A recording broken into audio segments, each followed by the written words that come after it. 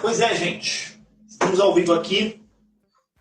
Vocês ficaram com as imagens de Jerusalém, mas as informações aí que nós temos nesses últimos dias, principalmente eu acho que ontem para hoje, especialmente, é o fim da guerra lá no Oriente Médio, envolvendo principalmente a faixa de Gaza.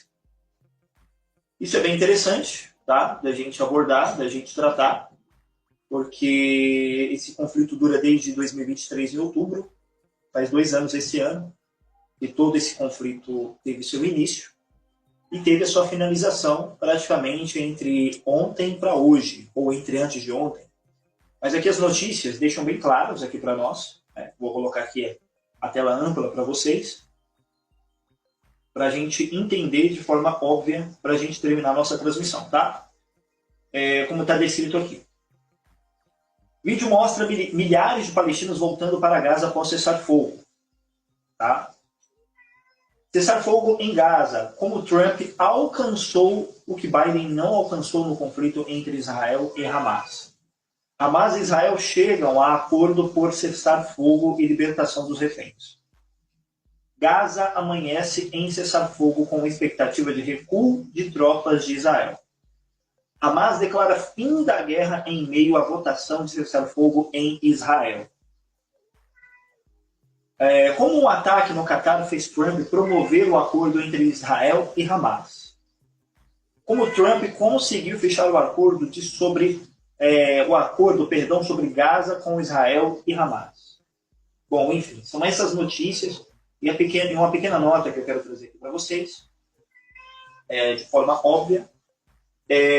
Em relação a esse cessar-fogo entre Israel e Hamas, onde se encerrou esse conflito aparentemente na faixa de Gaza, uma das coisas que vão ser óbvias para que Donald Trump, presidente dos Estados Unidos, ganhe o prêmio de Nobel da Paz. Isso não me deixa, de certa forma, iludido. Ainda mais eu, Edilson Almeida, que não sou iludido por nada nesse mundo. Mas, sinceramente, eu não fico iludido com absolutamente nada em relação a essas coisas, essas expectativas, porque eu sei muito bem que a profecia bíblica fala claramente que quando disserem a paz e segurança repentinamente, virá uma súbita destruição como dores de parto que vem para uma mulher grávida. 2 Tessalonicenses, 1 Tessalonicenses diz isso. Quem conhece a profecia de Gog e Magog de Ezequiel 38 sabe que quando Israel estiver numa perfeita paz e harmonia, e quando todo o seu território estiver em segurança, Gog, que é o anticristo. Por que Gog? Porque é um título referente ao local geográfico de onde o anticristo virá. Por isso que o nome do anticristo, por isso que o anticristo recebe o nome de Gog, porque Gog é correspondente à terra de Magog, faz referência ali à região do norte de Israel. Com todas essas profecias, eu, Edilson, sou um cara suficiente e maduro de entender que essa fase não me convenceu. Ainda mais se tratando, especialmente nesse contexto todo, envolvendo a Terra Prometida, Israel e os islâmicos. Para quem não conhece, existe a taquia, a dissimulação sagrada, que a religião islâmica proporciona contra os infiéis. E no caso, você sabe muito bem que, teologicamente falando, Israel tem que ser exterminada do mapa. Isso na teologia e na escatologia islâmica. Tá? É só você mesmo ler e entender profundamente que os muçulmanos eles querem o extermínio total de Israel. Isso não é brincadeira. Tá? Então, de certa forma, eu não me convenço com essa paz. Eu, sinceramente, não acredito que haja uma paz duradoura. Tá? Eu acredito, de certa forma, que exista toda a possibilidade aí de voltar novamente esses conflitos daqui a 3, 4 meses ou o ano que vem.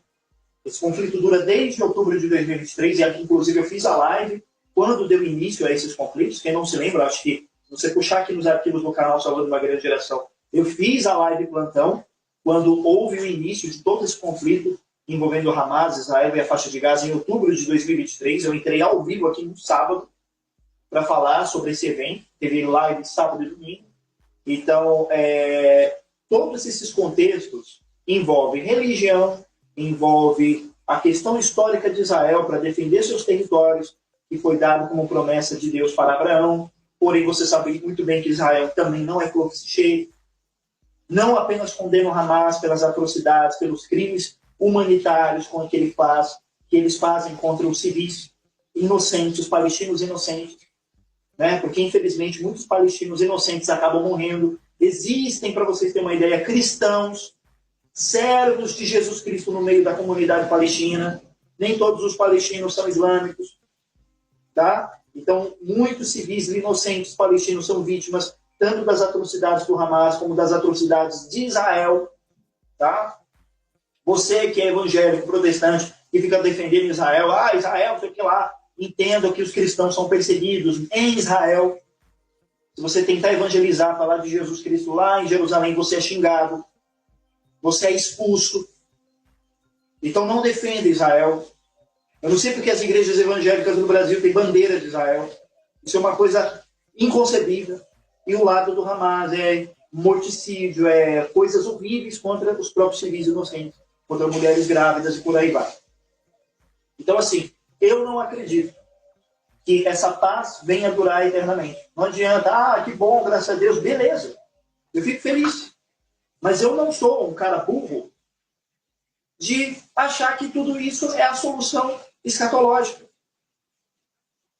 Eu não sou um cara fanático que fala assim, volta de Jesus. Eu acredito sim que Jesus Cristo voltará, escatologicamente falando. Mas eu também não sou um imbecil de ver esse cenário todo com uma mente totalmente fechada, religiosamente falando. Eu sei muito bem que esses conflitos vão durar sempre, porque envolve petróleo, envolve especialmente a religião, envolve a questão escatológica da parte muçulmana, especialmente, porque eles aguardam o Messias islâmico, que é o 12º imã, que é o último califa, que vai dominar, que vai administrar o mundo muçulmano e o mundo, segundo a escatologia muçulmana. Envolve as questões teológicas, envolve as questões humanitárias, soberania, econômicas, toda a geopolítica envolvida. A teocracia no Oriente Médio é justamente envolvendo não a parte apenas política, mas a parte religiosa. Enquanto que Israel só reflete, evidentemente, na parte política. Israel é uma democracia, é um país laico, por mais que ela tenha os seus defeitos, por mais que Netanyahu tenha os seus defeitos. Agora, se você for na parte islâmica, evidente que você vê tanto a política como a religião misturada nesse meio todo. Então, sinceramente, eu não acredito, em hipótese alguma, que haja uma paz duradoura através desse cessar-fogo de Israel e Hamas da parte de Donald Trump. Donald Trump, presidente dos Estados Unidos, vai receber o prêmio do Nobel da Paz e vamos ver quanto tempo vai durar. Mas, como diz 1 Tessalonicenses, né, na Bíblia Sagrada, que quando disserem a paz e segurança, haverá repentina destruição, como dores de parto a uma mulher grávida. E, como diz Ezequiel 38, quando Israel estiver seguro em suas fronteiras, quando seus moradores estiverem seguros, do nada Gog vai invadir Israel, né, subitamente, e é evidente que isso daí vai se cumprir em um determinado tempo, né? Porque é inevitável. Até, como eu disse outras vezes aqui, até os professores de geopolítica, que são ateus, sabem perfeitamente que a possibilidade enorme de surgir uma liderança que venha visar uma dominação ali no Oriente Médio na base da teocracia islâmica é muito grande. As possibilidades são gritantes. Até uma pessoa que é ateu, que não acredita na Bíblia, aceita a possibilidade que vai se levantar um grande líder que vai administrar o Oriente Médio todo na base da teocracia e principalmente querendo dominar a organização de países exportadores de petróleo, que vai, sem dúvida alguma, gerar uma grande crise financeira no mundo por fechar territórios, né, na base da ameaça e na base da coação.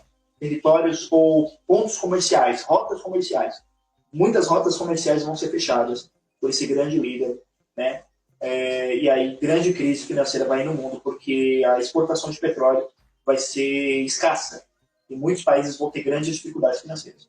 Só não enxerga isso quem não quer, porque até um professor de geopolítica entende isso. Você precisa antecipar no site do FGTS, no comentário do vídeo está o número 11 9694 81511. Análise financeira parceira minha, do Edilson e da Salvando uma Grande Geração. Um beijo no coração de vocês, fiquem com Deus e até mais uma transmissão aqui no canal Salvando uma Grande Geração, com mais notícias do Oriente Médio. Obrigado.